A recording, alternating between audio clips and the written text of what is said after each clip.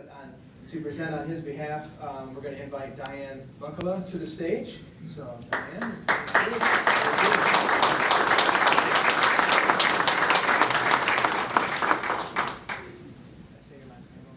You were great. Okay, cool. Really happens. All right, good, all right. Well, I really feel that it was a great honor to be asked to introduce David Rhoads. I met David 14 years ago when I joined the Saline Leadership Institute as an instructor, and then shortly after, because I met David and the rest of the planning team members, I said, if you needed somebody else on the team to plan it, I'm happy to volunteer. And they brought me on, and so I've had many encounters with David over the years.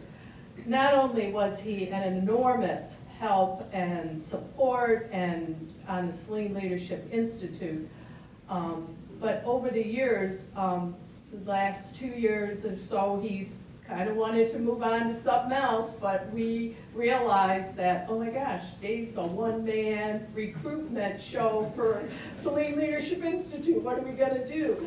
Plus, we had other members leave, and he was the core piece of knowledge. So David, in his generosity, stayed on another year when I asked him, and then the next year stayed on another year, and then finally, you know, we broke the umbilical cord, and he moved on to other things. But that was just one piece of David that I admire. I always refer to David as a community leader and volunteer extraordinaire. I have worked with many leaders over my course of my career, and I'm just always amazed at what David does.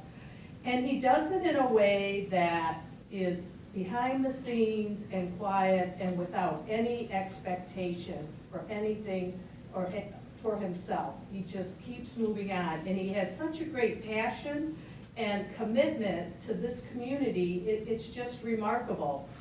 There's three key things that I'd like to talk about. One, he can set a vision for something and hold on to that for years and years and years. And many people would walk away.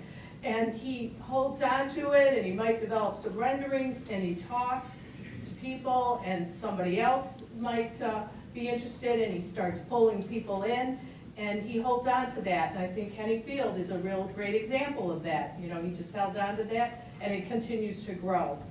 The other thing is he himself has an enormous capacity for work and is involved in so many other initiatives in the city while he does that. And then he also starts moving forward things that aren't even formal initiatives because he thinks they're important for the community.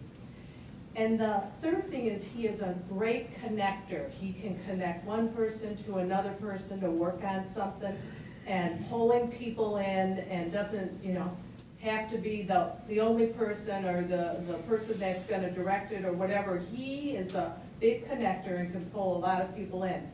He also connects people that are totally unrelated to anything that he does. If he hears about somebody that's trying to do something, he'll give them some advice.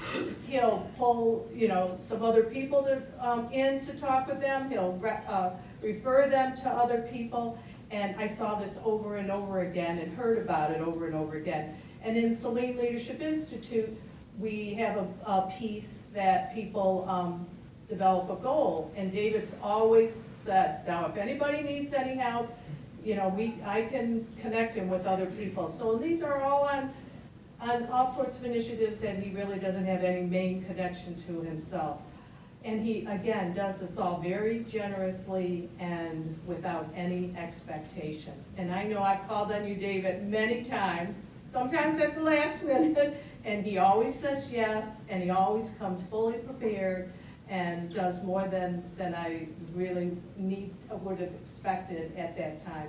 And I appreciate he never, ever says no. So I think that honoring you today is just such a great thing for the community and for everybody that you've touched over the years. So congratulations.